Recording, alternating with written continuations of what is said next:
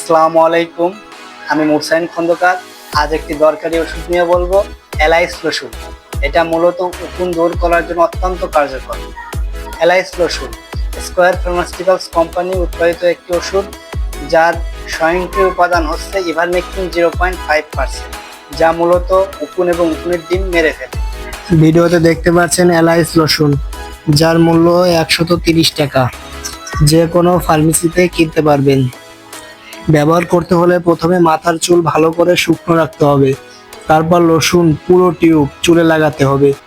Lotion লাগানোর পরে 10 minute অপেক্ষা করতে হবে। এরপর শুধু পানি দিয়ে চুল ধুয়ে ফেলতে হবে, শ্যাম্পু করার দরকার নেই।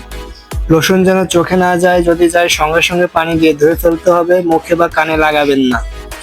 6 মাস বা তার বেশি বয়সের যে কেউ এটা ব্যবহার করতে পারে, তবে গর্ভবতী মায়েরা অবশ্যই ডাক্তারের সঙ্গে পরামর্শ করবেন।